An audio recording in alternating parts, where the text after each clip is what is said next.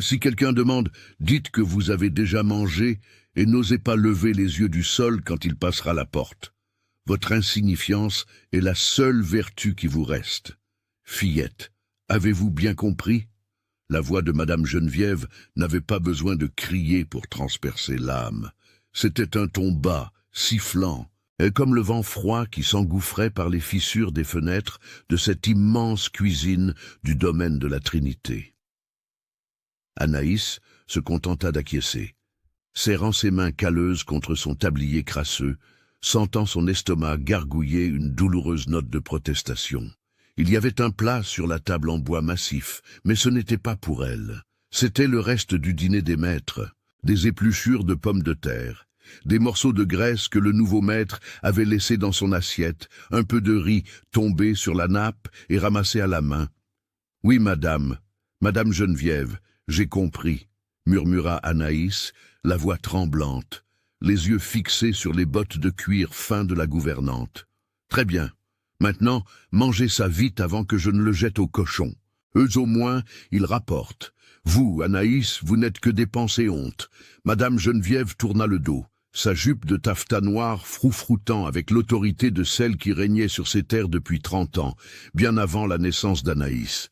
La porte claqua, le silence revint régner dans la cuisine, seulement brisé par le crépitement du bois dans le poêle et le son de la pluie fine qui commençait à tomber dehors, bénissant la terre, mais glaçant les os de ceux qui n'avaient pas la chaleur d'une étreinte. Anaïs regarda le plat. La faim n'a pas d'orgueil, mes amis. La faim est une créature ancienne et cruelle qui vit en nous et n'accepte pas de non comme réponse. Les mains tremblantes, elle prit ce reste de nourriture. Il n'y avait pas de couvert pour elle.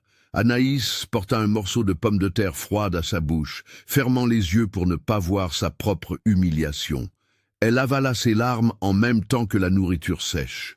Ce fut à cet instant précis, quand la dignité semblait avoir fui loin de ce domaine, que la porte de derrière s'ouvrit. Ce n'était pas la porte par où Geneviève était sortie, mais la porte qui donnait sur le jardin d'hiver. Le son de bottes lourdes, mais d'un pas ferme, résonna sur le carrelage hydraulique. Anaïs se figea. Le morceau de pain rassis s'arrêta à mi-chemin de sa bouche.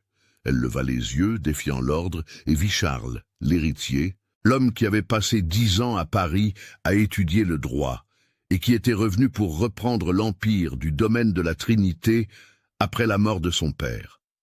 Il était là, immobile, sa chemise de lin blanc légèrement humide de la pluie, les cheveux noirs ébouriffés et un regard qu'Anaïs n'avait jamais vu chez personne de cette classe. Un regard de choc mêlé d'une profonde tristesse. Il regarda Anaïs, regarda le plat de restes mélangés, regarda ses mains salies par la suie du fourneau, tenant la nourriture comme un trésor dérobé. « Quoi? Qu'est-ce que c'est que ça ?» La voix de Charles était grave, emplissant la pièce, mais il n'y avait pas de colère en elle. Il y avait de l'incrédulité. Anaïs lâcha la nourriture dans le plat comme si elle s'était brûlé les doigts. Elle se recroquevilla, essayant de se faire plus petite qu'elle ne l'était déjà, tentant de disparaître dans les ombres projetées par la lampe à pétrole. « Pardon, monsieur Charles, pardon, j'avais faim. Madame Geneviève dit que je pouvais... Je ne voulais pas vous salir la vue, monsieur. » Charles fit 2 pas en avant. La lumière de la lampe illumina son visage. Il n'avait pas l'air d'un maître sur le point de punir un serviteur.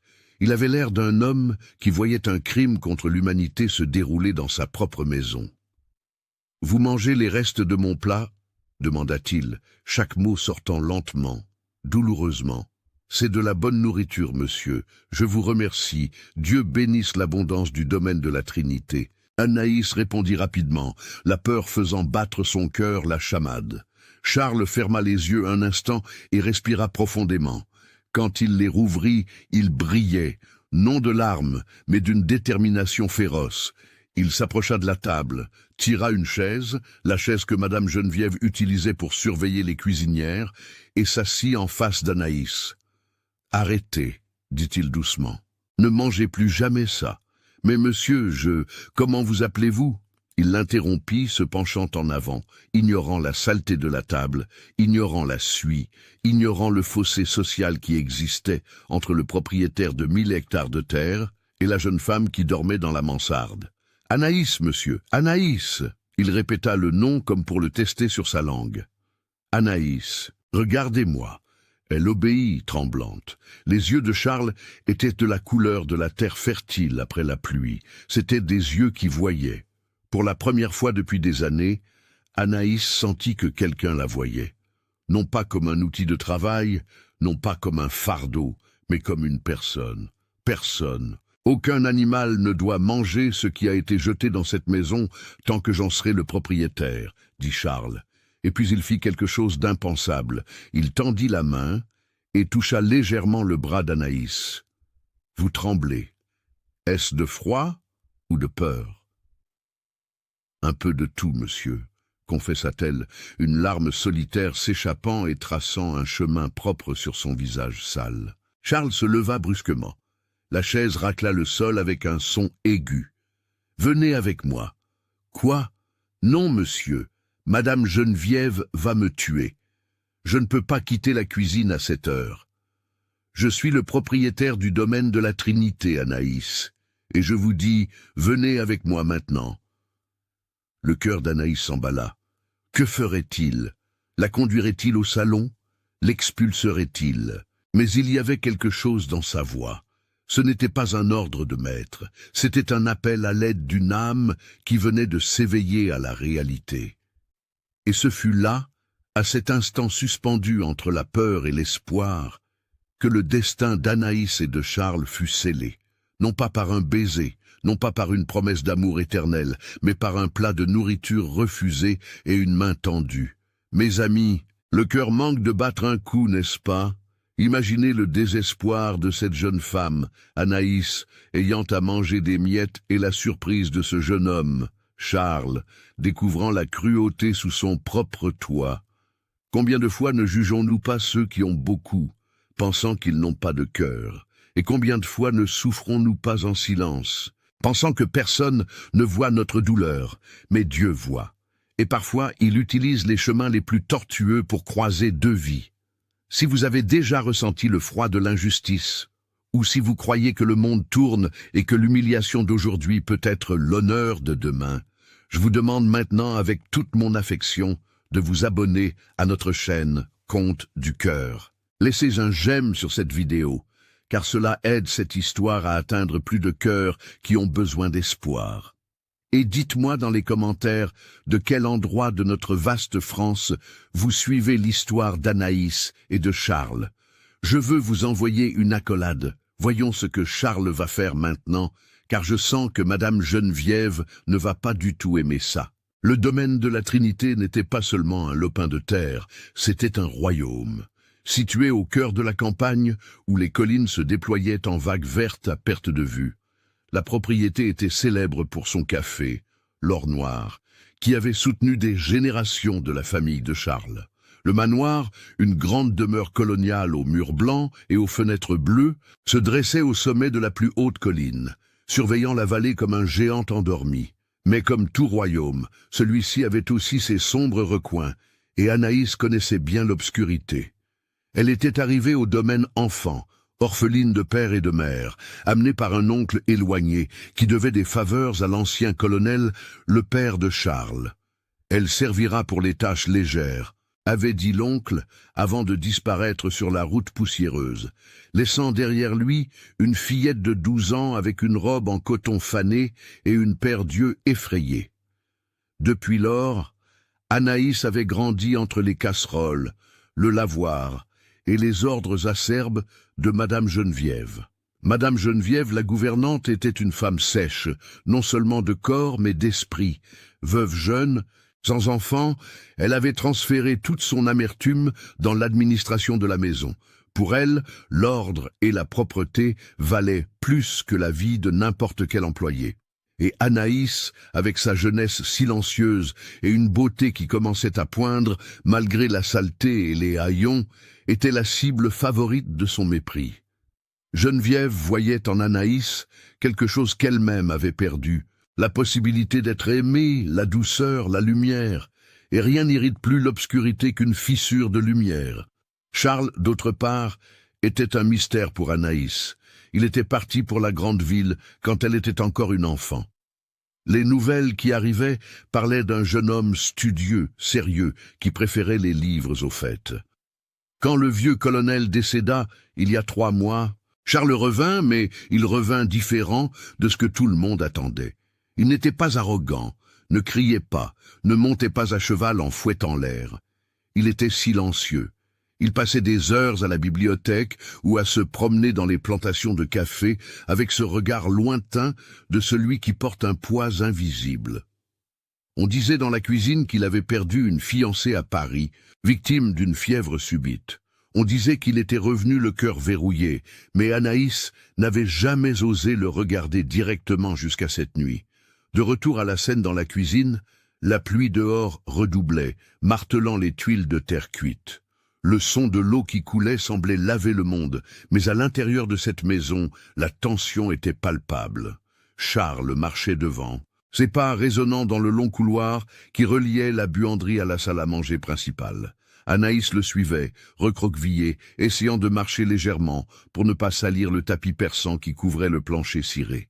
Elle avait honte de ses vêtements, de son odeur de fumée, de ses mains rêches. En arrivant dans la salle à manger, la table était toujours mise. Bien que le dîner ait déjà été servi et débarrassé, le lustre en cristal pendait du haut plafond, ses bougies projetant des ombres dansantes sur les murs décorés de portraits d'ancêtres sévères.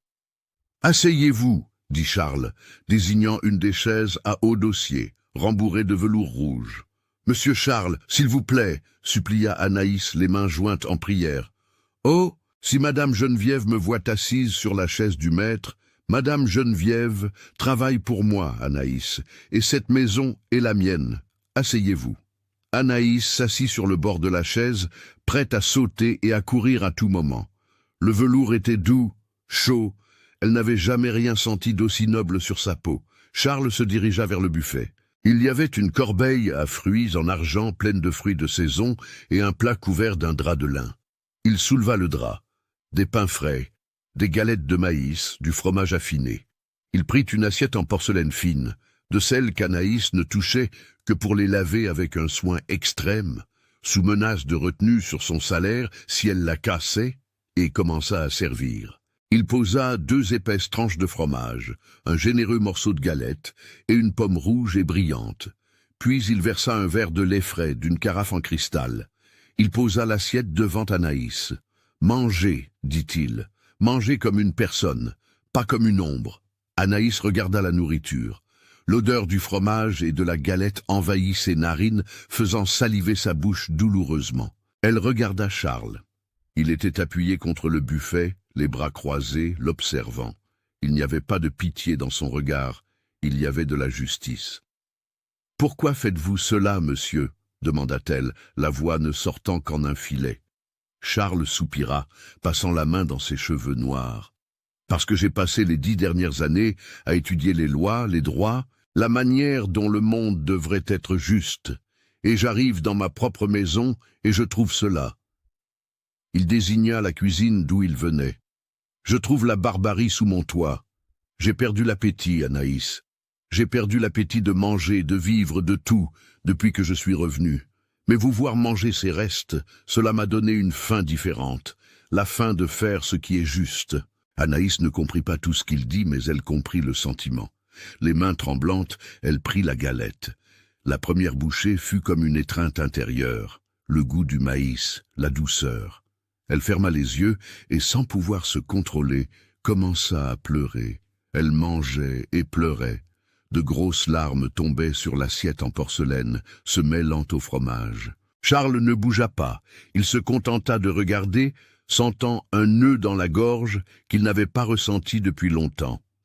La douleur de cette jeune femme était si pure, si crue, qu'elle brisait l'armure d'indifférence qu'il avait construite autour de lui après la mort de sa fiancée. Quand Anaïs eut fini, elle s'essuya le visage avec la manche de sa robe honteuse. « Merci, monsieur. Dieu vous le rende au centuple. Je n'ai jamais rien mangé d'aussi bon. Demain, dit Charles, d'une voix ferme. Vous ne travaillerez plus à la cuisine. Anaïs écarquilla les yeux, la panique revenant. Vous allez me renvoyer, monsieur? Pour l'amour de Dieu, monsieur Charles, je n'ai nulle part où aller. Le monde dehors est dangereux pour une jeune femme seule. Je ferai n'importe quoi. Je nettoierai la porcherie. Calmez-vous, Anaïs. Charles s'approcha et, dans un geste impensé, lui prit les mains qui gesticulaient frénétiquement. Ses mains étaient chaudes et douces, les siennes froides et calleuses. Le contraste était choquant. Je ne vais pas vous renvoyer. J'ai dit que vous ne travaillerez plus à la cuisine. Vous travaillerez ici à la maison, en aidant à la bibliothèque, en prenant soin des fleurs, en servant à table. Mais Madame Geneviève, elle dit que je suis maladroite, que je ne suis pas faite pour être près des invités. Madame Geneviève devra apprendre que celui qui décide qui sert ou non dans cette maison, c'est moi. À ce moment, des pas rapides et lourds se firent entendre dans le couloir. La porte de la salle à manger s'ouvrit avec fracas. Madame Geneviève était là. Elle portait un peignoir de soie sombre sur sa chemise de nuit et ses cheveux gris étaient tressés sévèrement. Son visage était pâle de fureur contenue. Elle regarda la scène, le maître, l'héritier du domaine de la Trinité, tenant les mains de la servante sale, assise à la table principale, avec une assiette en porcelaine fine devant elle. Le silence qui suivit fut lourd, chargé d'électricité. « Monsieur Charles, » dit Geneviève, la voix tremblante d'indignation, « puis-je savoir ce que signifie ce spectacle? Cette créature assise à la table de votre défunte mère. » Anaïs tenta de retirer ses mains, mais Charles les tint fermement. Il se tourna lentement vers la gouvernante, sans lâcher Anaïs. « Cela signifie, Geneviève, que les règles du domaine de la Trinité ont changé. À partir d'aujourd'hui, Anaïs ne mangera plus de reste, et à partir de demain, elle quittera la cuisine et deviendra mon assistante personnelle pour l'organisation de la maison. » Geneviève recula d'un pas, comme si elle avait reçu une gifle. Ses petits yeux sombres fusillèrent Anaïs d'une haine si intense que la jeune femme sentit un frisson parcourir son échine. « Vous ne savez pas ce que vous faites, » siffla Geneviève. « Cette fille est maudite. Elle porte malheur. Son oncle l'a laissée ici parce qu'il ne la supportait pas. Elle a du mauvais sang, monsieur Charles. Vous mêlez à ce genre de personnes. Cela va entacher le nom de la famille. Ce qui entache le nom de ma famille, Geneviève, c'est la cruauté, » rétorqua Charles, lâchant les mains d'Anaïs et se levant, imposant toute sa hauteur. « Et je ne tolérerai plus de cruauté ici. Préparez-lui une chambre d'amis. » « Une chambre d'amis ?» Geneviève faillit crier. « Pour la laveuse de vaisselle, pour Anaïs !»« Et si vous n'êtes pas satisfaite de mes ordres, Geneviève, la route est la même qui vous a amené ici il y a 30 ans. » Geneviève serra les lèvres jusqu'à ce qu'elles blanchissent. Elle savait quand elle avait perdu une bataille, mais la guerre était loin d'être finie. Elle regarda Anaïs une dernière fois, un regard qui promettait une vengeance silencieuse, lente et douloureuse. « Comme vous le désirez, monsieur, » dit-elle avec une révérence moqueuse. « Mais ne dites pas que je ne vous ai pas prévenu lorsque le malheur frappera à la porte. Rappelez-vous cette nuit. » Geneviève pivota sur ses talons et sortit, laissant une traînée de parfums anciens et de rancœur dans l'air. Anaïs était paralysée, une chambre d'amis, assistante personnelle. Cela semblait un rêve, mais la peur de Geneviève était un cauchemar bien réel. « Monsieur, elle me haïra pour toujours, » murmura Anaïs. « Laissez-la haïr, » dit Charles, regardant la porte par où la gouvernante était sortie. « Sa haine ne peut pas vous atteindre tant que je suis ici. Maintenant, allez dans votre petite chambre aujourd'hui. Prenez vos affaires. Demain est un nouveau jour. » Anaïs se leva, les jambes tremblantes. Elle fit une révérence maladroite. « Merci, monsieur Charles, merci. » Elle courut vers la cuisine, le cœur battant à tout rompre. En traversant le couloir sombre, elle ne pouvait s'empêcher de penser aux yeux de Charles. Pour la première fois de sa vie, Anaïs sentit qu'elle n'était pas seule au monde, mais elle sentit aussi le poids de la menace de Madame Geneviève. « Mauvais sang », avait-elle dit. Anaïs ne savait pas ce que cela signifiait, mais elle savait que la gouvernante ferait tout pour prouver qu'elle avait raison.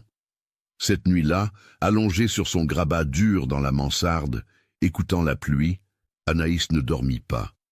Elle toucha la main que Charles avait tenue, elle semblait encore chaude.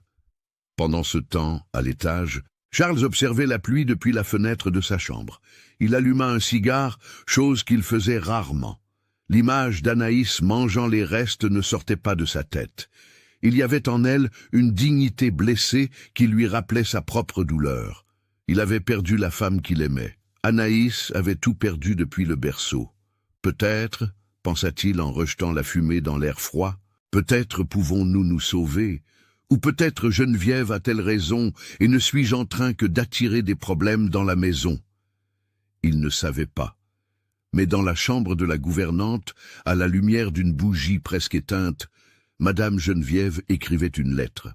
Ce n'était pas une lettre mystérieuse pour l'extérieur, mais des notes dans son journal de dépenses, où elle contrôlait tout. Mais sur la dernière page, elle n'écrivit qu'une phrase d'une écriture tremblante de colère. « La mauvaise herbe doit être coupée à la racine avant qu'elle n'étouffe la fleur. Anaïs ne restera pas ici jusqu'à la prochaine pleine lune. » Le jour suivant, le soleil pâle tentait de percer les nuages gris. Le domaine de la Trinité s'éveillait au chant des coqs et au mugissement du bétail dans le pâturage. L'odeur du café fraîchement moulu envahissait le manoir. Mais cette fois, Anaïs n'était pas au bord du fourneau pour le filtrer.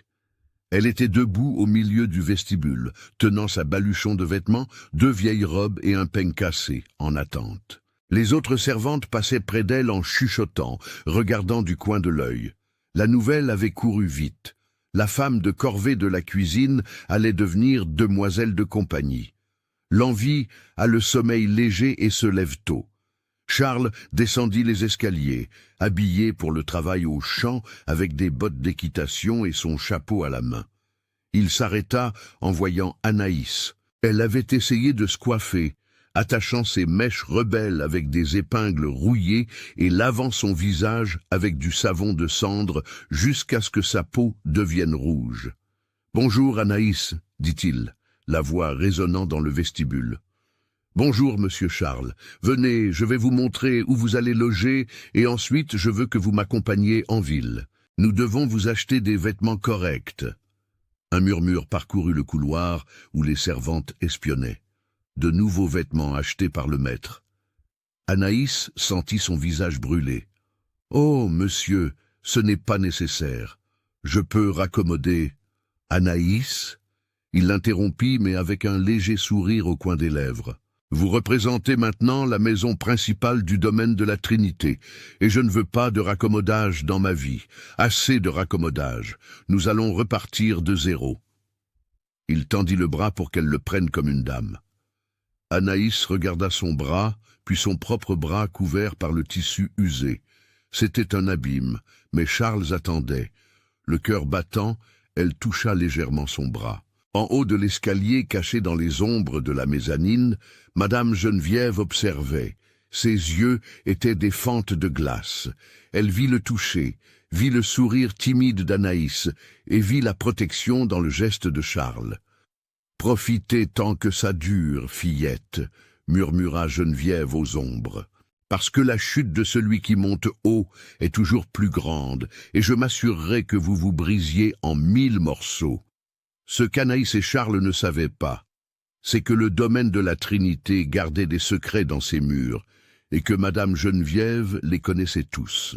Des secrets sur le passé de la famille de Charles, et peut-être des secrets sur la propre origine d'Anaïs, auxquels même ignorait. Alors que la calèche se préparait à les emmener en ville, le vent changea de direction, apportant une odeur de tempête. L'amour pouvait naître de l'improbable, mais la haine était déjà enracinée, n'attendant que la première goutte de pluie pour fleurir en épines.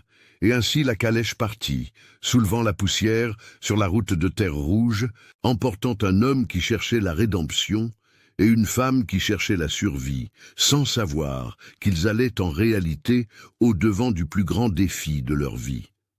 La route de terre qui reliait le domaine de la Trinité au village le plus proche était bordé de cerisiers sauvages, qui à cette époque de l'année explosaient d'un jaune éclatant, couvrant le sol comme un tapis doré tissé par les anges.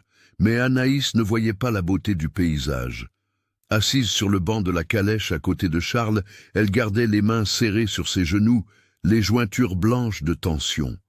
Le balancement du véhicule faisait de temps en temps frôler son épaule légèrement contre son bras, et à chaque contact, elle sentait un choc électrique parcourir son échine, un mélange de peur et d'une fascination interdite. Charles, quant à lui, gardait les yeux fixés sur l'horizon, guidant le cheval d'une main ferme et expérimentée. Le silence entre eux n'était pas vide. Il était plein de motus, de questions qui flottaient dans l'air poussiéreux. « Vous n'êtes jamais venu au village, Anaïs ?» demanda-t-il sans détourner le regard de la route, sa voix grave brisant la transe de la jeune femme.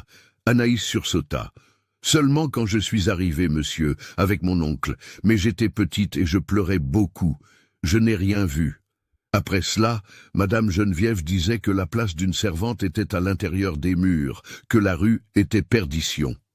Charles serra la mâchoire. À chaque nouvelle révélation sur la vie d'Anaïs, l'image de Geneviève devenait plus monstrueuse dans son esprit. Comment quelqu'un pouvait-il enfermer un oiseau et le convaincre que le ciel était dangereux? La rue n'est pas perdition, Anaïs. La rue est le monde. Et le monde appartient à tous, pas seulement à ceux qui ont un nom de famille. Ils arrivèrent au village peu avant midi. C'était un simple hameau, avec des maisons blanchies à la chaux et une église paroissiale imposante au centre de la place. Le mouvement s'arrêta lorsque la calèche des Trinités se gara devant l'épicerie de Monsieur Thomas. Les hommes ôtaient leurs chapeaux, les femmes chuchotaient derrière des éventails improvisés. Voir le jeune Charles de la Trinité était déjà un événement. Le voir accompagné d'une jeune femme en vêtements de servante sur le banc avant et non dans la benne de chargement était un scandale silencieux.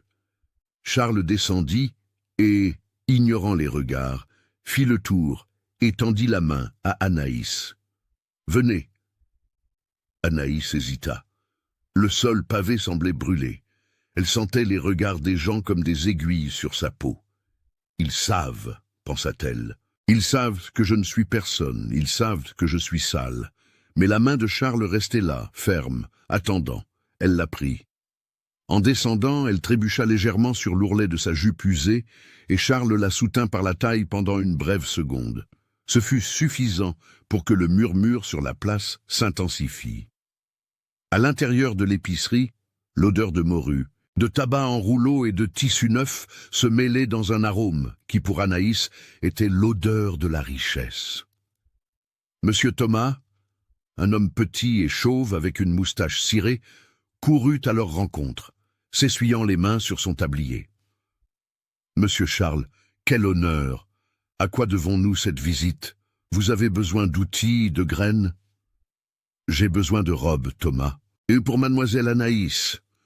Le commerçant regarda Anaïs de haut en bas avec un regard de mépris qu'il ne put masquer à temps. « Pour elle ?» Thomas lâcha un rire nerveux. « Monsieur Charles, avec tout le respect que je vous dois, nous avons des tissus de coton brut à l'arrière, excellents pour les uniformes de servante, pas chers et solides, c'est une merveille. » L'air dans l'épicerie se refroidit. Charles fit un pas en avant, s'approchant du comptoir. Sa voix baissa d'un ton, devenant dangereusement calme. « Je n'ai pas demandé d'uniforme, Thomas. J'ai demandé des robes, et je ne veux pas ce qu'il y a à l'arrière. Je veux voir ce que vous avez de mieux, des tissus légers, des couleurs claires et des chaussures. Elle a besoin de chaussures qui ne lui fassent pas mal aux pieds. » Monsieur Thomas déglutit, réalisant son erreur. L'argent des Trinités soutenait la moitié de ce commerce. « Bien sûr, bien sûr. Pardon, monsieur. Par ici, s'il vous plaît. » L'heure suivante fut un flou pour Anaïs. Elle fut emmenée dans un coin du magasin où les tissus fins étaient exposés. Charles ne s'y connaissait pas en mode féminine, mais il s'y connaissait en dignité. Il désigna un tissu bleu clair, de la couleur du ciel du matin, et un autre d'un ton crème doux avec de petites fleurs brodées. « Ce bleu, dit-il, Il va bien avec... Il s'arrêta regardant Anaïs, qui était recroquevillée dans un coin. Il va bien avec la liberté. Quand Anaïs sortit du vestiaire improvisé vêtue de la robe bleue, l'épicerie se tut. La coupe était simple, mais le tissu tombait doucement sur son corps mince, mettant en valeur une élégance naturelle que les haillons cachaient. Le bleu illuminait sa peau mate et rendait ses yeux bruns couleur de miel liquide. Elle se dirigea vers le grand miroir ovale au centre du magasin. Pour la première fois depuis 20 ans, Anaïs se vit elle-même, non la servante, non l'orpheline, non la femme de corvée. Elle vit une femme. Elle porta les mains à son visage, touchant ses propres joues, incrédule. « C'est moi », murmura-t-elle, la voix étranglée. « Monsieur Charles, c'est bien moi. » Charles observait de loin, appuyé contre une pile de sacs de café. Son cœur, qu'il jurait mort et enterré avec sa femme, eut un soubresaut étrange, douloureux et vif. Elle était belle, non une beauté de salon, artificielle et poudrée, mais une beauté agreste, résistante, comme une fleur qui naît dans la fissure d'un rocher. « C'est vous, Anaïs, » répondit-il doucement. « C'est qui vous avez toujours été, sauf que maintenant le monde peut le voir. » Anaïs commença à pleurer, non de tristesse, mais d'un soulagement si profond qu'il faisait mal. C'étaient les pleurs de quelqu'un qui enlève une armure lourde après une vie entière à la porter. Le retour au domaine de la Trinité fut différent. Le soleil se couchait déjà, teintant le ciel de violet et d'orange. Anaïs, maintenant vêtue de bleu et chaussée de nouvelles ballerines, se sentait une autre personne. Mais à mesure que les portes du domaine approchaient, la peur ancienne rampait de nouveau dans son estomac. Madame Geneviève attendrait, et elle était là. Quand la calèche s'arrêta devant le manoir, la gouvernante était sur la véranda, immobile comme une statue de sel.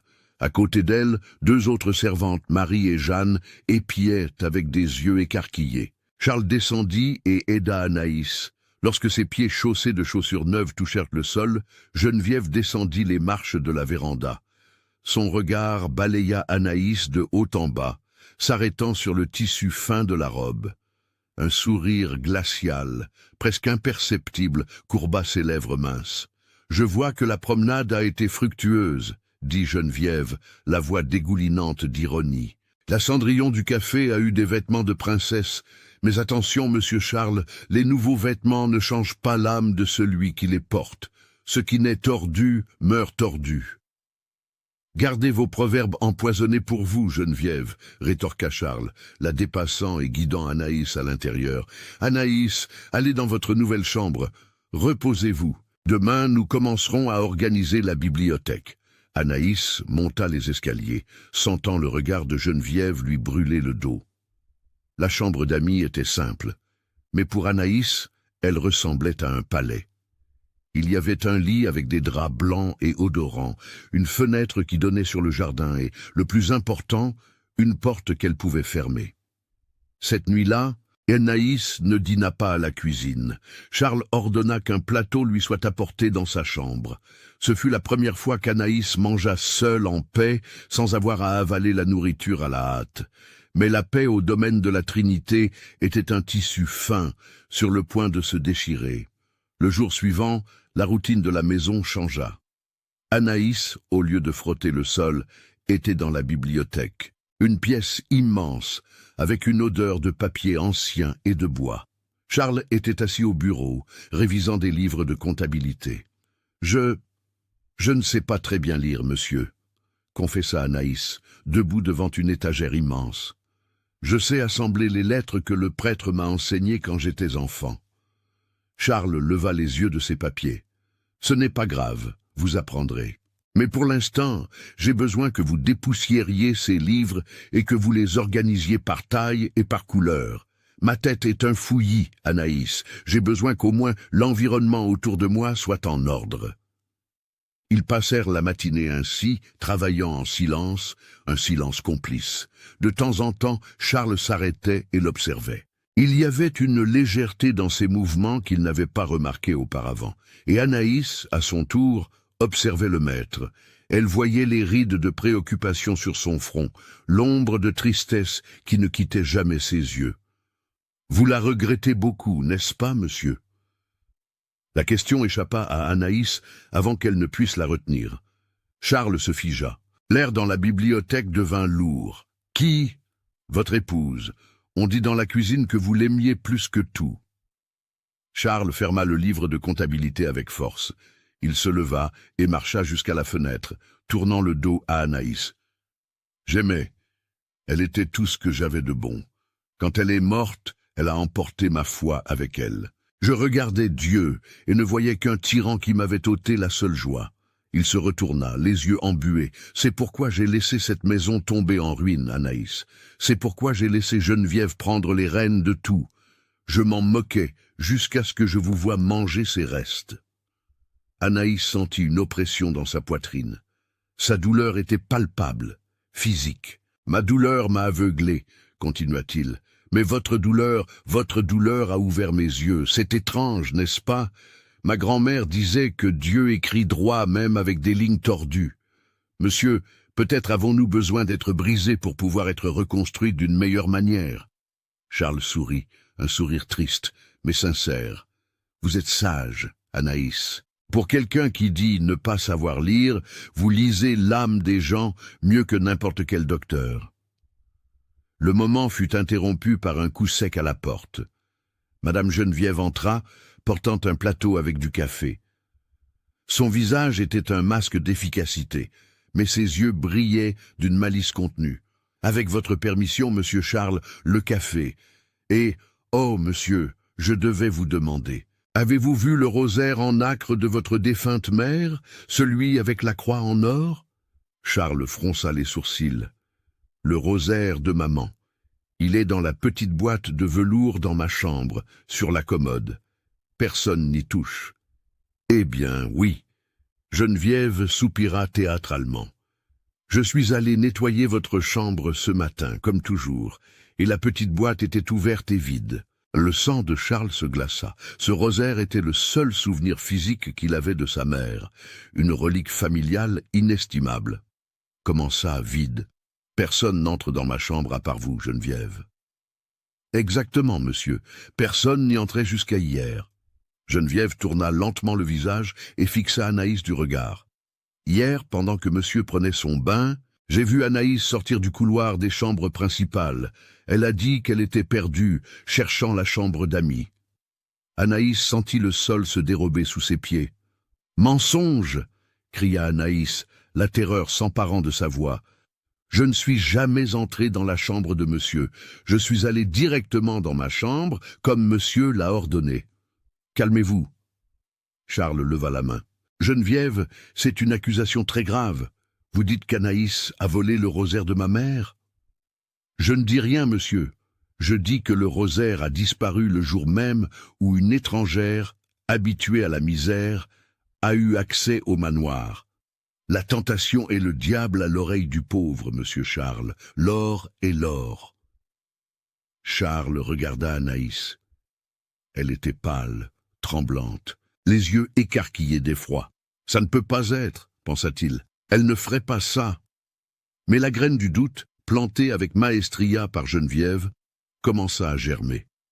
Il connaissait la misère humaine. Il savait que la faim et le désespoir poussaient de bonnes personnes à commettre des actes impensés. « Anaïs !» Charles commença, la voix hésitante. « Vous avez vu ce rosaire ?»« Non, monsieur, je jure sur l'âme de ma mère. Je ne l'ai jamais vu. Je ne sais même pas ce qu'est la nacre. »« Alors, il n'y aura aucun problème si nous fouillons sa chambre, n'est-ce pas ?» suggéra Geneviève avec un sourire victorieux aux lèvres. « Si elle est innocente, rien ne sera trouvé, et je demanderai pardon à genoux. » Anaïs regarda Charles, le suppliant du regard de la protégée, de la croire sans avoir besoin de cette humiliation. Mais Charles était un homme de loi, un homme de preuve, et la peur d'avoir perdu le souvenir de sa mère parlait plus fort à ce moment-là. « Nous allons fouiller la chambre, » décida Charles, la voix dure. Le cortège funèbre se dirigea vers la chambre d'amis. Anaïs suivait, pleurant silencieusement. Geneviève marchait devant, comme un général. En entrant dans la chambre, tout semblait en ordre. La nouvelle robe était pliée sur la chaise, le lit fait. Geneviève se dirigea directement vers la petite commode à côté du lit. Elle ouvrit le premier tiroir. Rien. Elle ouvrit le second. Rien. Alors, elle se baissa et regarda sous le matelas. « Qu'est-ce que c'est que ça ?» dit Geneviève, tirant quelque chose qui était mal caché entre le sommier et le matelas de paille. Elle leva la main. Accroché à ses doigts, brillant à la lumière du soleil qui entrait par la fenêtre, se trouvait le rosaire en nacre avec la croix en or. Le monde d'Anaïs s'arrêta. Le son disparut. Elle ne voyait que l'éclat de l'or et le visage de Charles se transformant. Charles regarda l'objet, puis Anaïs. Son expression n'était pas de colère, elle était pire. C'était de la déception, une déception profonde, dévastatrice, de celui qui a ouvert la porte de sa maison et de son cœur pour être trahi. « Anaïs, murmura-t-il, la voix brisée. « Pourquoi? Je vous ai tout donné. Je vous ai donné de la nourriture, je vous ai donné des vêtements, je vous ai donné de la dignité. Pourquoi avez-vous volé la seule chose que je ne pouvais pas perdre? » « Je n'ai pas volé !» cria Anaïs, tombant à genoux. « Je jure, monsieur Charles, je n'ai jamais vu ça. Elle l'a mis là, c'était elle. » Anaïs désigna Geneviève, mais la gouvernante gardait une expression de choc parfaitement jouée, portant la main à sa poitrine. « Que Dieu m'aide. Vous voyez, monsieur Charles, en plus d'être une voleuse, elle est menteuse et calomniatrice. C'est ce qui arrive quand on met des gens de cette espèce dans la maison. » Charles prit le rosaire de la main de Geneviève. Il le serra contre sa poitrine, fermant les yeux. La douleur de la trahison se mêlait à la confusion. Anaïs semblait si sincère dans son désespoir, mais la preuve était là. « Sortez !» dit Charles sans regarder Anaïs. « Monsieur, s'il vous plaît, sortez !» Le cri de Charles fit trembler les vitres. « Sortez de ma chambre, sortez de ma vue !» Retournez à la cuisine, retournez à la porcherie, retournez où vous voulez, mais sortez de ma vue avant que je ne perde la tête. » Geneviève sourit. Un sourire qui n'atteignit pas les yeux, mais qui illumina son âme noire. Elle avait gagné. Anaïs se leva, les larmes lui aveuglant la vue. Elle ne prit pas ses nouveaux vêtements, ne prit rien, sortit en courant de la chambre, descendit les escaliers en trébuchant, traversa la cuisine sous les regards curieux des autres servantes et courut sous la pluie qui recommençait à tomber dehors. Elle courut jusqu'à l'ancienne grange abandonnée, loin du manoir, et se jeta dans le foin, sanglotant jusqu'à manquer d'air. Le rêve était fini. Cendrillon s'était transformé en citrouille avant même minuit. Mais tandis qu'Anaïs pleurait son malheur seule et injustement accusée, elle ne réalisa pas qu'elle n'était pas totalement seule. Dans le coin sombre de la grange, une paire d'yeux l'observait. Ce n'étaient pas des yeux humains, c'étaient des yeux attentifs, curieux, qui avaient été témoins de son arrivée. Et au manoir, Charles s'enferma dans la bibliothèque avec une bouteille de whisky. Il regardait le rosaire sur la table. Quelque chose ne collait pas. Le nœud du mouchoir où le rosaire était enroulé était un nœud de marin, un nœud complexe. Anaïs savait à peine attacher ses chaussures. Comment aurait-elle su faire un nœud pareil? Le doute, petit et persistant, commença à ronger la certitude de Charles, mais l'orgueil blessé criait plus fort. Dehors, la tempête se préparait, reflétant le chaos dans le cœur des deux protagonistes. Et Madame Geneviève, dans sa chambre, caressait une vieille clé qu'elle portait autour du cou, la clé d'un secret bien plus grand qu'un simple vol. Un secret qui impliquait la naissance d'Anaïs et le passé du domaine de la Trinité. « Bien bâtarde, cette petite !» murmura Geneviève, éteignant la bougie. « Votre enfer ne fait que commencer. » La grange du domaine de la Trinité était un lieu d'ombre et d'odeur de foin vieilli. La pluie, qui auparavant semblait une bénédiction, sonnait maintenant comme un châtiment, martelant le toit de tôle avec une fureur qui empêchait toute pensée de paix. Anaïs était recroquevillée dans un coin sur un tas de paille sèche, serrant ses genoux. La robe bleue, celle qui quelques heures auparavant l'avait fait se sentir reine, était maintenant maculée de boue et de larmes, un rappel cruel d'un rêve qui dura moins que la rosée du matin. Elle ne sentait pas seulement le froid sur sa peau. Le plus grand froid venait de l'intérieur. C'était la glace de l'injustice. Comment Dieu pouvait-il permettre cela? Elle qui avait toujours prié, qui avait toujours accepté son destin tête baissée, était maintenant jetée dans la boue comme une voleuse. « Pourquoi, mon Dieu ?» murmura-t-elle dans l'obscurité. « Qu'ai-je fait pour mériter tant de haine ?» C'est alors qu'une voix rauque, traînante comme des pierres dans le lit d'une rivière, répondit des ombres. « Ce n'est pas Dieu qui a fait ça, fillette. C'est la méchanceté des hommes et la méchanceté d'une femme qui a le diable à la place du cœur. » Anaïs fit un bond, le cœur s'emballant. Des ombres émergea une silhouette courbée, appuyée sur une canne de bois. C'était le vieux Toussaint, l'employé le plus ancien du domaine. Toussaint s'occupait des chevaux et vivait là, dans une petite pièce attenante à la grange. Il avait la peau ridée comme de l'écorce d'arbre et des yeux qui, malgré la cataracte, semblèrent voir au-delà de l'évidence. « Monsieur Toussaint, vous m'avez effrayé. » Le vieil homme s'approcha, boitillant, et tendit une tasse émaillée fumante. « Buvez, c'est du café à la mélasse, ça vous réchauffera l'âme. » Anaïs prit la tasse, les mains tremblantes. La chaleur du liquide brûla en descendant, mais apporta un réconfort immédiat. « Vous me croyez, monsieur Toussaint ?» demanda-t-elle, la voix étranglée. « Tout le monde dit que j'ai volé. » Toussaint lâcha un rire sec, sans humour. « Voler. Vous n'auriez même pas le courage de voler un œuf de poule, fillette. Je connais les gens et je connais les vipères. » Il s'assit sur une botte de foin en face d'elle. « J'ai vu Anaïs. » Anaïs s'arrêta, la tasse à mi-chemin de sa bouche.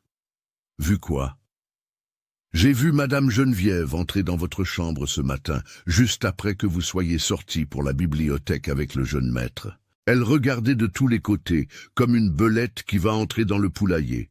Elle portait quelque chose à la main, enveloppé dans un mouchoir. » Les yeux d'Anaïs se remplirent de larmes à nouveau, mais cette fois de soulagement. Quelqu'un savait? Elle n'était pas folle. « Vous avez vu? Alors vous pouvez le dire à Monsieur Charles. Il vous croira, monsieur.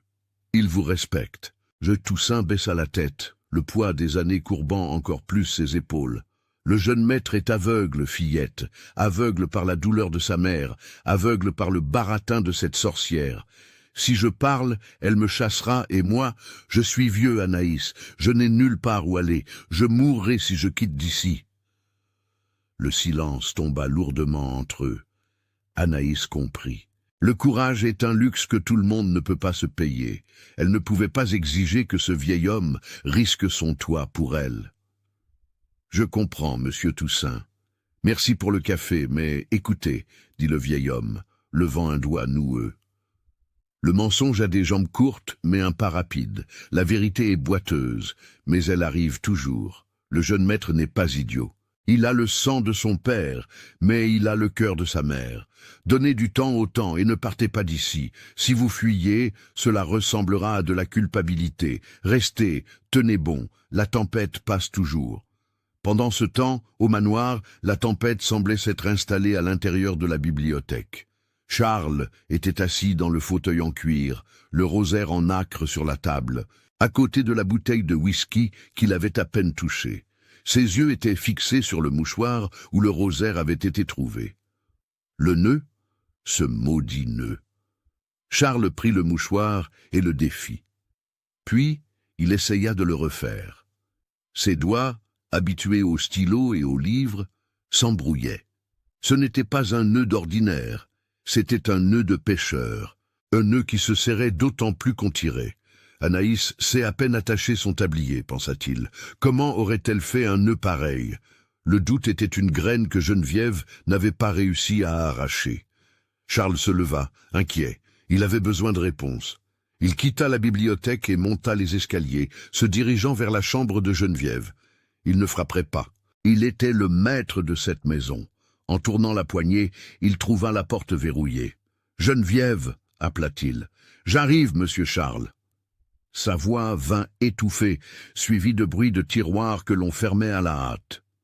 Quand la gouvernante ouvrit la porte, elle portait son peignoir de soie et un sourire nerveux. « Monsieur a besoin de quelque chose. » Un thé pour calmer les nerfs.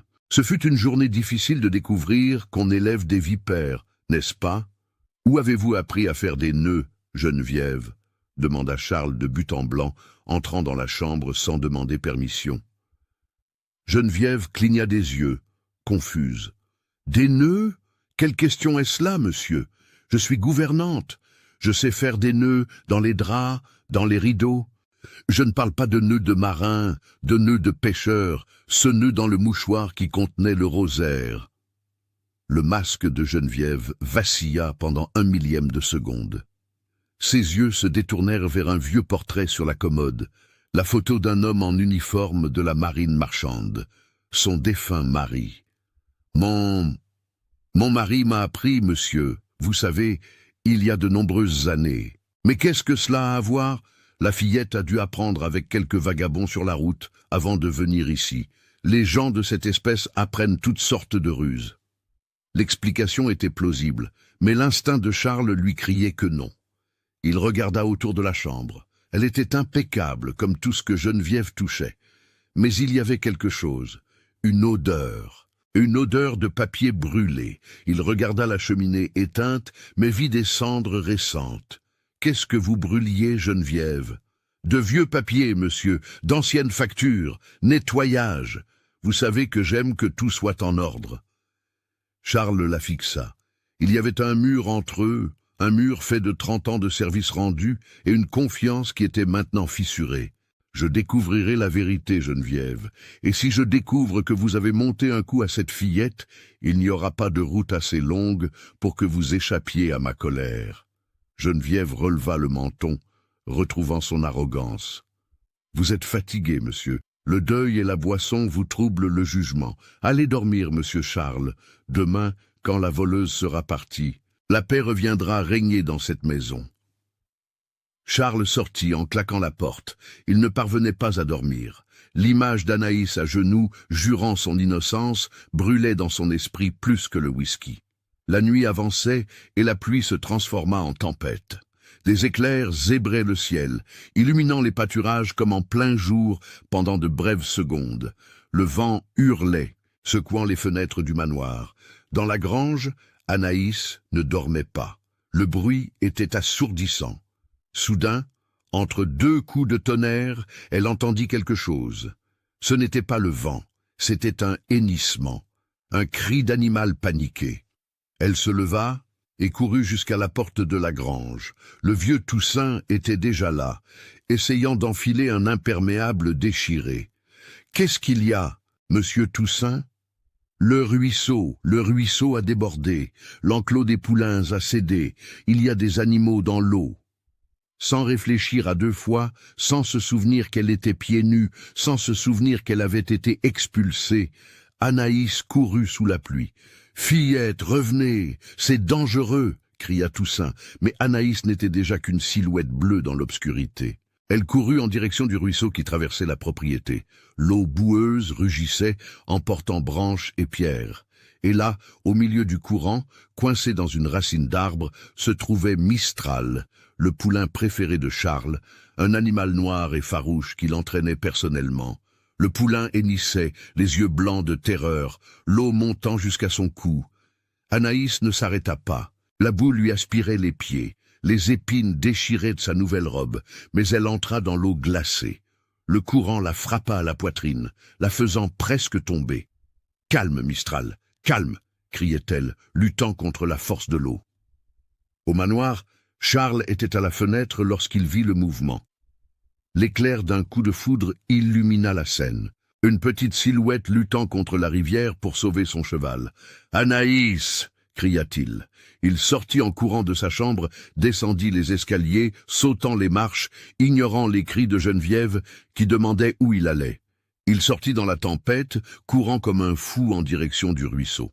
Quand il arriva sur la rive, Anaïs était déjà enlacée au cou du poulain, essayant de dégager la patte de l'animal qui était coincé dans la racine. L'eau montait rapidement. « Anaïs, lâchez-le! Vous allez vous noyer !» cria Charles en entrant dans l'eau. « Non, je ne le laisserai pas mourir. Il est important pour vous, monsieur. » Anaïs répondit, crachant de l'eau boueuse, avec un effort surhumain, mue par une force que seul l'amour et le désespoir donnent. Anaïs plongea. Elle resta submergée pendant des secondes qui parurent des heures. Charles avançait, l'eau à la ceinture, le cœur battant la chamade. Soudain, le poulain fit un soubresaut et se libéra. Anaïs émergea en toussant, agrippée à la crinière de l'animal. Mistral, se sentant libre, nagea vers la rive, entraînant Anaïs avec lui. Ils atteignirent la terre ferme et s'effondrèrent dans la boue. Le poulain courut vers le pâturage plus haut, en sécurité. Anaïs resta allongée, respirant difficilement, sa robe bleue, maintenant brune et lourde, collée à son corps. Charles se jeta à côté d'elle, lui soulevant la tête. « Anaïs, Anaïs, parlez-moi, vous êtes folle, vous auriez pu mourir. » Anaïs ouvrit les yeux. Ils étaient rouges, gonflés, mais brillaient d'une dignité féroce. « Je ne suis pas une voleuse, monsieur Charles. Je peux être pauvre, je peux être personne, mais je donne ma vie pour ce qui est juste. J'ai sauvé ce qui est à vous. Je ne vous volerai jamais, monsieur. » Ces paroles frappèrent Charles avec plus de force que la tempête. Il regarda cette femme trempée, tremblante de froid, qui venait de risquer sa vie pour l'un de ces animaux, même après avoir été humiliée et expulsée. La vérité n'avait pas besoin de nœuds de marin ou de témoins. La vérité était là, dans la boue, dans ses yeux. Charles la tira dans ses bras, la serrant fort contre sa poitrine mouillée, essayant de lui transmettre chaque goutte de sa chaleur. « Je sais, Anaïs, pardonnez-moi. Mon Dieu, pardonnez-moi, j'ai été un sot. » Il la souleva dans ses bras. Elle était légère, fragile, mais en même temps la créature la plus forte qu'il ait jamais connue. « Rentrons à la maison, dit-il. Je ne peux pas. Madame Geneviève ne commande plus rien. C'est moi qui commande, et je vous ramène à la maison. » Charles retourna au manoir, portant Anaïs dans ses bras, la pluie lavant la boue de leur corps, mais pas la honte qu'il ressentait pour lui-même. Quand ils entrèrent dans la cuisine, mouillant tout le sol, les servantes poussèrent des cris de surprise. Madame Geneviève apparut en haut de l'escalier de service, tenant un candélabre. En voyant Charles avec Anaïs dans ses bras, son visage se tordit en un masque de haine pure. « Oh, qu'est-ce que cela signifie ?» cria Geneviève. « Monsieur ramène cette souillon mouillée à l'intérieur, après qu'elle ait volé la mémoire de votre mère. » Charles s'arrêta. Il leva les yeux vers la femme qui l'avait élevée et vit pour la première fois son vrai visage. « Taisez-vous, Geneviève, préparez de l'eau chaude et des vêtements secs. Je ne servirai pas cette voleuse. » Geneviève descendit 1 degré, défiante. « Si vous insistez sur cette folie, je m'en irai et j'emporterai avec moi ce que je sais. » Charles plissa les yeux. « Et que savez-vous » Geneviève sourit, un sourire cruel et victorieux. « Vous pensez qu'elle est apparue ici par hasard? Vous pensez que son oncle l'a laissée ici par charité ?» Geneviève descendit 1 autre degré, la voix baissant jusqu'à un murmure venimeux qui résonna dans la cuisine silencieuse. « Demandez-lui, monsieur Charles, demandez-lui le nom de sa mère. Ou mieux, demandez pourquoi elle a la même marque de naissance sur l'épaule que votre père avait. » Le silence qui suivit fut absolu. Même la pluie dehors ne semblait pas oser faire de bruit. Anaïs, dans les bras de Charles, frissonna. « Je ne sais pas de quoi elle parle, monsieur. Je n'ai aucune marque, juste une petite tache couleur café au lait. » Charles regarda Anaïs.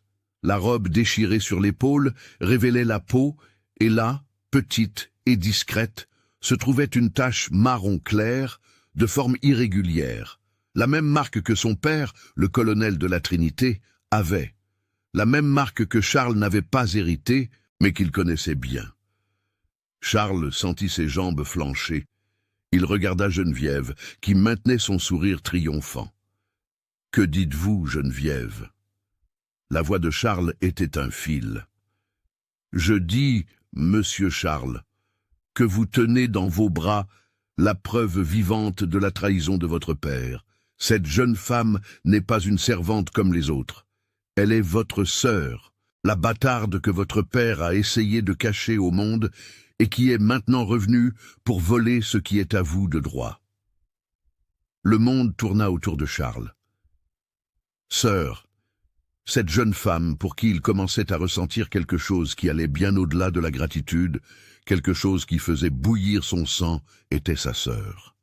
Anaïs regarda Charles, les yeux écarquillés d'effroi. « Non, ça ne peut pas être, monsieur, je ne savais pas. » Geneviève lâcha un rire sec. « Le sang ne ment pas, monsieur Charles. Maintenant, le choix. Soit vous la chassez pour de bon, et vous enterrez ce secret dans la boue d'où elle vient. Soit vous l'acceptez et vous entachez la mémoire de votre mère pour toujours, avec la preuve de l'infidélité de votre père. » Charles regarda Anaïs, regarda la marque, regarda Geneviève. Il était au bord d'un précipice. D'un côté, l'amour naissant et la justice, de l'autre, l'honneur de la famille et la mémoire de la mère qu'il vénérait tant. Et au milieu de tout cela, Anaïs, tremblant de froid et de peur, réalisa que le gouffre où elle se trouvait était bien plus profond qu'elle ne l'imaginait. Elle n'était pas seulement une servante rejetée, elle était le péché incarné du domaine de la Trinité. Le silence qui s'abattit sur le domaine de la Trinité les jours suivants n'était pas de paix, mais de mort. C'était un silence lourd, épais, comme la brume qui couvrait la plantation de café les matins d'hiver. Charles errait dans les couloirs du manoir comme une âme en peine. La révélation de Madame Geneviève avait été un coup de grâce pour son cœur, qui commençait à peine à cicatriser. Sœur, le mot résonnait dans son esprit à chaque pas, à chaque battement du balancier dans le vestibule. La femme pour qui il avait ressenti une attirance dévastatrice, la femme dont le courage l'avait fait vouloir vivre à nouveau, était de son propre sang. L'horreur de cette possibilité le paralysait. Il se sentait dégoûté de lui-même, des sentiments qu'il avait nourris, des regards qu'il avait échangés. Anaïs, quant à elle, avait été réinstallée dans la chambre d'amis, mais maintenant la porte restait fermée, non par une clé de métal, mais par la honte. La fièvre l'avait prise la nuit, suivant le sauvetage du poulain. Le froid de la rivière et le choc émotionnel avaient brisé sa résistance. Elle brûlait de fièvre, délirant, appelant, tantôt la mère qu'elle n'avait jamais connue, tantôt Charles, demandant pardon pour un péché dont elle ignorait même l'existence. Madame Geneviève s'occupait d'elle, ou plutôt la surveillait. La gouvernante entrait et sortait de la chambre avec des bassines d'eau et des linges, gardant un sourire satisfait sur ses lèvres minces. Pour Geneviève, la maladie d'Anaïs était providentielle. Peut-être Dieu terminait-il le travail qu'elle avait commencé. « Buvez, fillette », disait Geneviève, forçant un thé amer à Anaïs. « Buvez pour nettoyer ce mauvais sang. » Charles évitait la chambre. Il ne supportait pas de regarder Anaïs et de voir le péché de son père, et pire, le sien. Il passait ses journées enfermé dans le bureau du défunt colonel, fouillant des papiers, cherchant quoi que ce soit qui confirmerait ou infirmerait l'histoire de Geneviève. Mais les registres étaient vagues. Son père avait été un homme réservé. La troisième nuit, la fièvre d'Anaïs empira.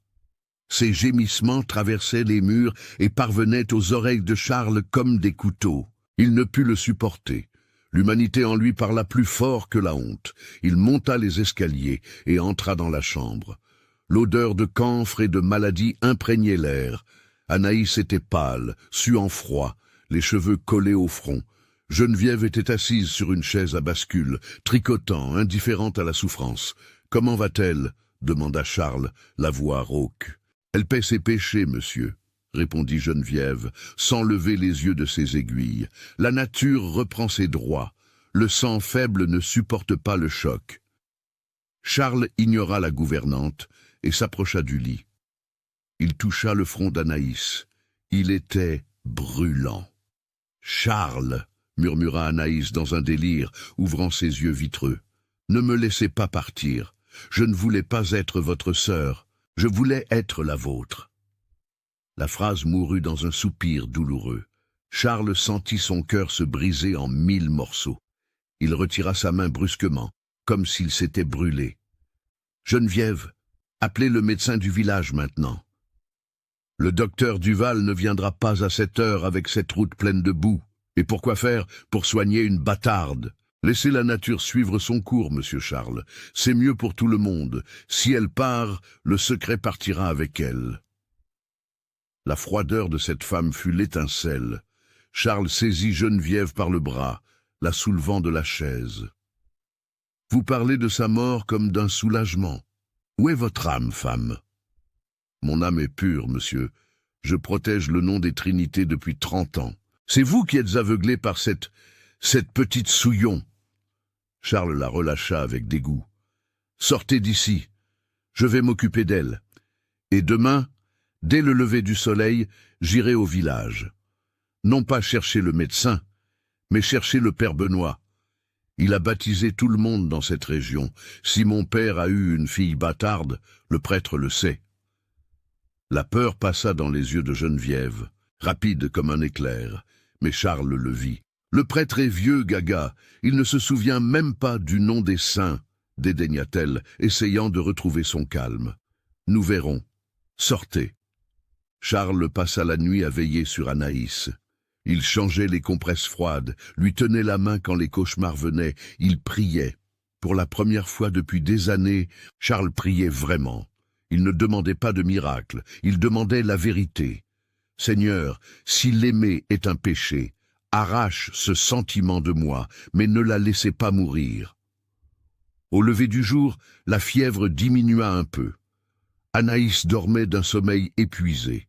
Charles monta à cheval et partit pour le village, laissant le vieux Toussaint en garde à la porte de la chambre d'Anaïs, avec des ordres exprès de ne pas laisser Geneviève entrer. La chevauchée jusqu'au village fut frénétique. Charles arriva à l'église paroissiale couvert de boue. Le père Benoît, un vieil homme de 80 ans à la peau fine comme du papier, était dans la sacristie polissant un calice. « Père !» Charles entra essoufflé. « J'ai besoin que vous consultiez les registres de baptême maintenant. » Le prêtre ajusta ses lunettes, surpris. « Calmez-vous, mon fils, quelle affliction est la vôtre ?» « C'est à propos d'Anaïs, la jeune femme qui vit dans mon domaine. Geneviève dit qu'elle est la fille de mon père. Elle dit qu'elle a la marque des Trinités. J'ai besoin de savoir la vérité, père. Je deviens fou. » Le père Benoît fronça les sourcils, arrêtant le mouvement de la flanelle sur le calice. « Anaïs, la fillette que Joseph, le régisseur, a amenée. » « Joseph, le régisseur? Non, son oncle. Oncle? Rien du tout. » Le prêtre soupira, posant le calice. « Asseyez-vous, Charles. Je savais que ce jour arriverait. Geneviève, cette femme a beaucoup de venin en elle. » Charles s'assit sur le banc de bois, sentant ses jambes trembler. « Que savez-vous, monsieur? J'ai baptisé Anaïs et j'ai enterré son père et sa mère le même jour. Une fièvre typhoïde les a emportés tous les deux. Son père n'était pas le colonel de la Trinité, Charles. Son père était Joseph, le régisseur, qui a sauvé la vie de votre père lors d'une embuscade. Vous vous souvenez ?» Charles se souvint. C'était une histoire que son père racontait toujours. Joseph, l'homme qui s'était jeté devant une balle pour sauver son maître. « Mais la marque !» insista Charles. « Geneviève a dit qu'elle a la même marque de naissance sur l'épaule que mon père avait. J'ai vu la marque, père. » Le père Benoît sourit tristement. « Charles, mon fils, votre père n'avait pas de marque de naissance.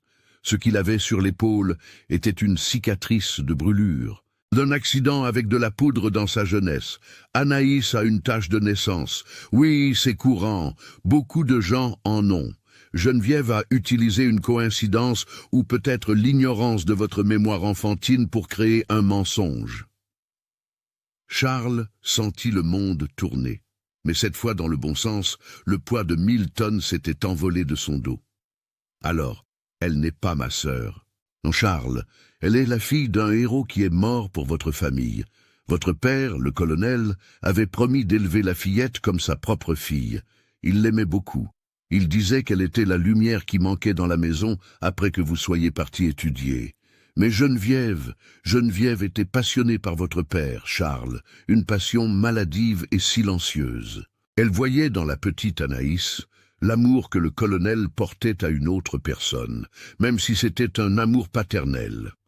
Quand le colonel mourut, Geneviève jeta la fillette à la cuisine et inventa cette histoire d'oncle éloigné pour l'humilier.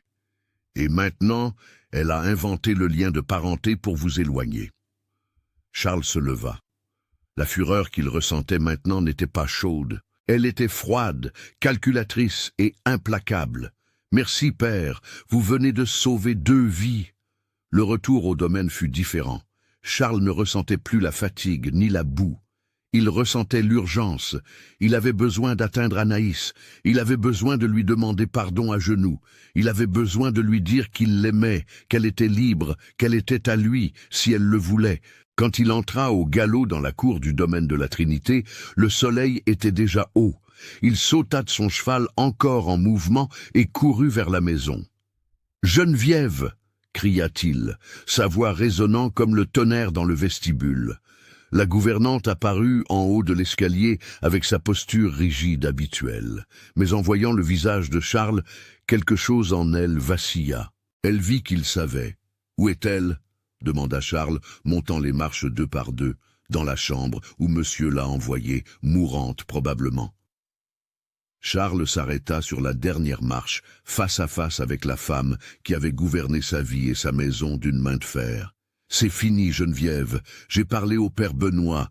Je sais pour Joseph. Je sais pour la cicatrice de mon père. Je sais tout. » Le visage de Geneviève devint blanc comme cire. Le masque tomba. Pour la première fois, la haine pure et sans filtre apparut dans ses yeux. « Ce maudit vieil homme !» siffla-t-elle. « Vous lui avez volé son enfance. Vous l'avez fait manger des restes. Vous avez essayé de détruire ma raison. Pourquoi ? Pourquoi tant de haine envers une enfant innocente ?»« Innocente !» cria Geneviève, perdant le contrôle. « Elle a volé son amour. Votre père, il ne m'a jamais regardé. J'ai dédié ma vie à cette maison, à lui, et il n'avait Dieu que pour cette fille d'un sale régisseur. Il allait lui laisser des terres, Charles. Il allait l'adopter légalement. Je ne pouvais pas permettre que le domaine de la Trinité soit partagé avec une personne sans importance. La seule personne sans importance ici, c'est vous, Geneviève, une personne sans âme. » Charles dit avec un calme terrible, « Sortez de ma maison maintenant. Ne prenez rien, aucun vêtement. Sortez avec les vêtements que vous avez sur le corps, exactement comme vous vouliez qu'Anaïs vive. Vous ne pouvez pas faire ça, monsieur. J'ai des droits. Vous avez de la chance que je n'appelle pas la police pour usurpation d'identité et maltraitance.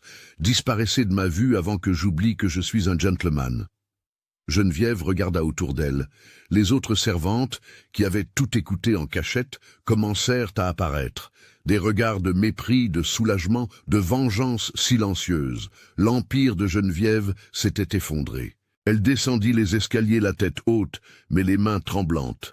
En passant la porte principale, le vent souffla fort, comme si la maison elle-même la crachait dehors. Charles n'attendit pas de la voir disparaître sur la route.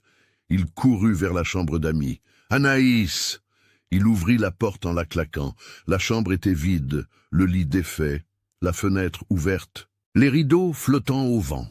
Sur l'oreiller, la robe bleue, celle qu'il avait achetée, celle qui symbolisait le nouveau départ, était soigneusement pliée. Sur la robe, un morceau de papier d'emballage, écrit d'une écriture tremblante et enfantine, l'écriture de quelqu'un qui avait appris à écrire seul. Charles prit le papier, les mains tremblantes. « Monsieur Charles, je ne peux pas être votre honte. Vous avez été la lumière dans mon obscurité, mais je ne peux pas éteindre votre lumière avec mon péché. Madame Geneviève m'a dit que si je restais, vous perdriez le respect de tous, que la marque sur mon épaule est la marque de la trahison. Je pars. Ne me cherchez pas. Laissez-les penser que je suis morte ou que je me suis enfuie. C'est mon dernier cadeau pour vous, votre liberté. Je vous aime plus que ma propre vie. Anaïs. » Charles froissa le papier contre sa poitrine, un cri de désespoir coincé dans sa gorge. « Non, non, Anaïs, ne faites pas ça !» Il courut vers la fenêtre, regarda le vaste horizon du domaine, les forêts denses, la route sans fin. Elle était malade, faible, fiévreuse, elle ne pouvait pas être allée loin. Mais où irait-elle? C'est alors qu'il se souvint. Il y avait un endroit qu'elle avait mentionné une fois quand ils regardèrent le domaine depuis la véranda. « La vieille chapelle, monsieur, là-haut sur la colline. Ma mère disait que là, Dieu écoutait mieux les pauvres.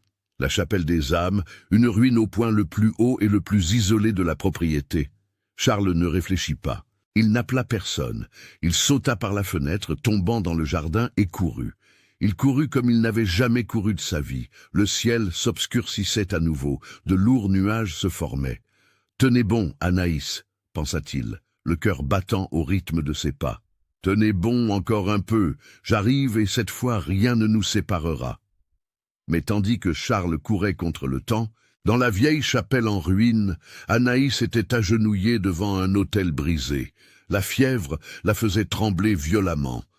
Elle tenait un petit couteau de cuisine qu'elle avait emporté avec elle, non pour blesser quelqu'un, mais parce que Geneviève avait dit que la seule façon de nettoyer l'honneur de la famille était que le mauvais sang cesse de couler.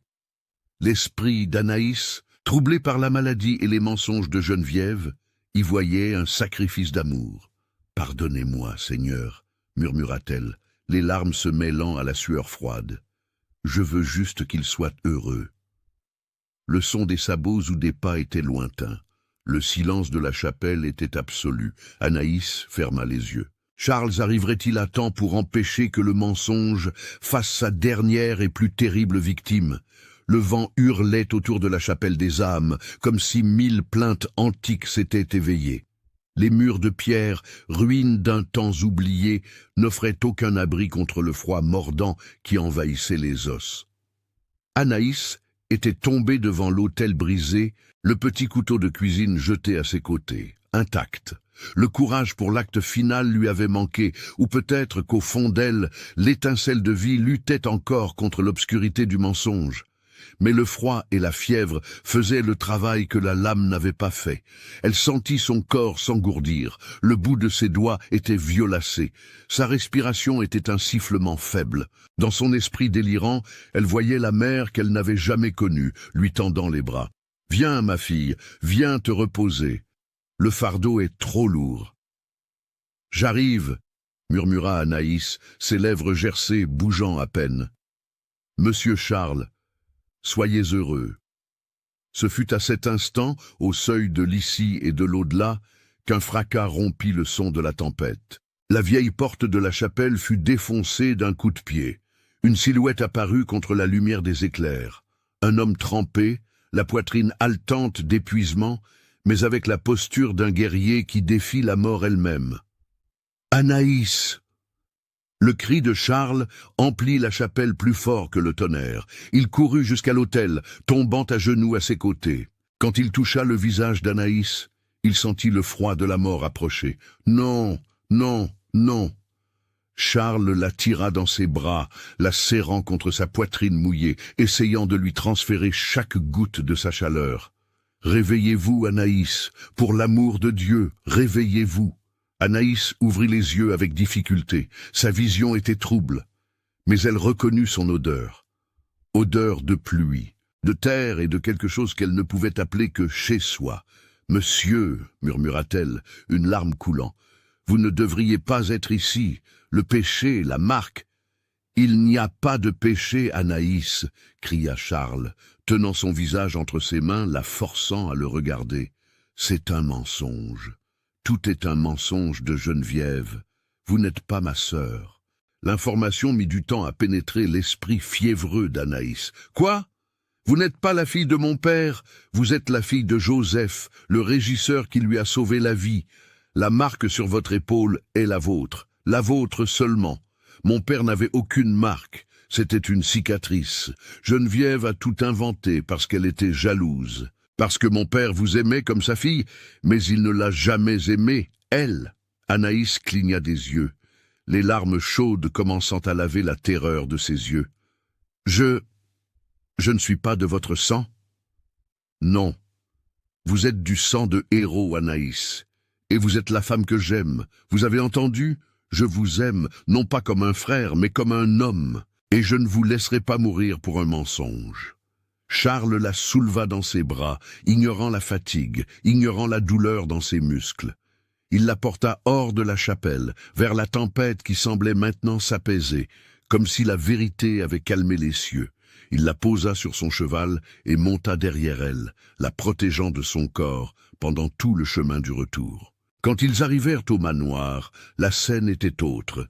Il n'y avait plus le silence de la mort. Les fenêtres étaient illuminées.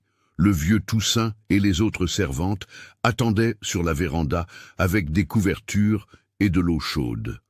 Geneviève n'était plus là. Son ombre avait été bannie pour toujours. Charles entra avec Anaïs dans ses bras, et cette fois personne ne la regarda avec mépris.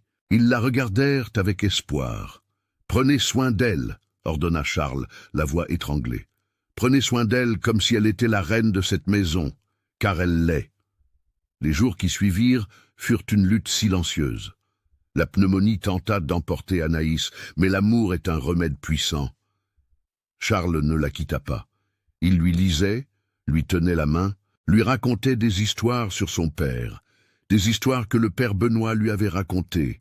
Il rendit à Anaïs non seulement la santé, mais aussi son histoire, son identité. Quand la fièvre céda enfin par un dimanche matin ensoleillé, Anaïs se réveilla et vit Charles endormi dans le fauteuil à côté du lit, tenant sa main. Elle serra légèrement ses doigts. Charles se réveilla en sursaut. En voyant les yeux d'Anaïs limpides, sans la brume de la maladie, il sourit. Un sourire qui illumina la chambre plus que le soleil dehors. « Bonjour, ma vaillante, » dit-il. « Bonjour, Charles, » répondit-elle, sans le monsieur. La barrière était tombée. « J'ai quelque chose pour vous. » Charles tira de sa poche une petite boîte de velours. À l'intérieur, il n'y avait pas une bague en diamant, mais quelque chose de bien plus précieux, le rosaire en nacre de sa mère. « Geneviève a essayé de l'utiliser pour nous détruire, » dit-il, plaçant le rosaire dans les mains d'Anaïs. « Mais maintenant, je veux qu'il soit le symbole de notre union. Ma mère serait fière de voir ce rosaire dans les mains de la femme qui a sauvé son fils de la solitude. » Anaïs embrassa le rosaire, puis embrassa la main de Charles. « Je n'ai rien à vous donner, Charles, seulement ma vie. Votre vie est tout ce dont j'ai besoin. » Ils s'embrassèrent là, dans cette chambre qui avait été le théâtre de tant de douleurs et qui était maintenant le berceau d'une nouvelle vie. Ce fut un baiser doux, avec un goût de promesse, de guérison et d'éternité. Le temps, mes amis, est le maître de la raison et le jardinier des destins. 5 ans passèrent au domaine de la Trinité, et quiconque verrait cet endroit aujourd'hui ne reconnaîtrait pas la terre triste d'autrefois. Les plantations de café étaient chargées, une mer verte et rouge qui s'étendait jusqu'à l'horizon. Le jardin du manoir, autrefois abandonné, était maintenant une explosion de couleurs, entretenue personnellement par la maîtresse de maison. Anaïs était sur la véranda, observant le coucher du soleil. Elle portait une robe en lin blanc, simple mais élégante. Ses cheveux étaient détachés, flottant dans la douce brise. Elle n'avait plus ce regard effrayé d'animal traqué. Ses yeux brillaient de la sérénité de celle qui sait qui elle est et où elle appartient. Ah, maman, maman. Un petit garçon de 4 ans aux cheveux noirs comme ceux de Charles et aux yeux couleur miel comme ceux d'Anaïs arriva en courant sur la pelouse, tenant un chiot. « Attention, Joseph, ne serre pas trop la petite bête » rit Anaïs, s'accroupissant pour embrasser son fils. Le petit Joseph, nommé en l'honneur de son grand-père héros qu'il n'avait pas connu, était la joie de la maison. Il avait l'énergie de son père et la douceur de sa mère. Charles apparut juste derrière, revenant du travail au champ. Il ne portait plus de costume d'avocat de la ville. Il portait des bottes, un pantalon de toile et une chemise en coton. Le soleil avait doré sa peau et le travail de la terre avait renforcé son corps et son âme. Il s'approcha et serra Anaïs et son fils dans ses bras, formant un nœud que personne, pas même la plus grande des tempêtes, ne pourrait défaire. Le vieux Toussaint a dit que la récolte de cette année serait la plus grande de l'histoire, dit Charles en embrassant le haut de la tête d'Anaïs. Dieu est bon, répondit-elle. Et Geneviève? Demanda Charles d'un ton plus bas, comme si le nom était une ombre ancienne. Avez-vous eu des nouvelles? Anaïs soupira, regardant l'horizon. Le père Benoît a dit qu'il l'avait vue dans le village voisin. Elle vit au crochet de quelqu'un dans une petite chambre derrière l'église, seule, aigrie. On dit qu'elle parle seule, répétant que le domaine est à elle. Charles secoua la tête. Sa punition, c'est sa propre compagnie. Nous avons quelque chose qu'elle n'a jamais eu et n'aura jamais. La paix. Anaïs se leva et prit la main de son mari. « Entrons, le dîner est prêt, et aujourd'hui j'ai fait des galettes de maïs, celles que vous aimez. » Charles sourit, se souvenant de la première nuit dans la cuisine, quand une galette de maïs et un geste de bonté avaient changé le cours de leur vie. « Allons-y, j'ai faim, faim de vie. » Ils entrèrent dans la maison illuminée, où le rire d'un enfant et l'odeur de la nourriture chaude chassaient tout fantôme du passé. Le domaine de la Trinité n'était plus un empire de solitude, c'était un foyer. Et ainsi, mes amis, se termine l'histoire d'Anaïs et de Charles. Une histoire qui a commencé avec des restes et s'est terminée avec l'abondance. Abondance d'amour, de vérité et d'espoir. Et vous, croyez-vous que l'amour peut naître du désespoir? Croyez-vous que, aussi sombre que soit la nuit, la vérité apporte toujours l'aube? L'histoire d'Anaïs nous enseigne que notre origine ne définit pas notre destin. Ce qui nous définit, c'est le courage d'aimer et la force de pardonner. Madame Geneviève a cru pouvoir contrôler le destin avec des mensonges, mais elle a oublié que l'amour véritable est comme l'eau de la rivière. Il trouve toujours un chemin, quels que soient les obstacles sur son lit. Si cette histoire a touché votre cœur, si vous avez pleuré, souri et espéré cette fin heureuse, je vous demande avec toute mon affection de laisser votre commentaire ci-dessous. Dites-moi ce que vous en avez pensé, d'où vous êtes, et si vous avez déjà vécu un nouveau départ dans votre vie. N'oubliez pas de vous abonner à la chaîne Contes du Cœur et d'activer la clochette. Chaque semaine, nous vous apportons des histoires qui embrassent l'âme et réchauffent le cœur. Partagez cette vidéo avec ceux qui ont besoin d'un mot de foi aujourd'hui. Que Dieu vous garde et à la prochaine histoire. Parce qu'ici, sur Contes du Cœur, la fin heureuse n'est que le début d'un nouveau voyage.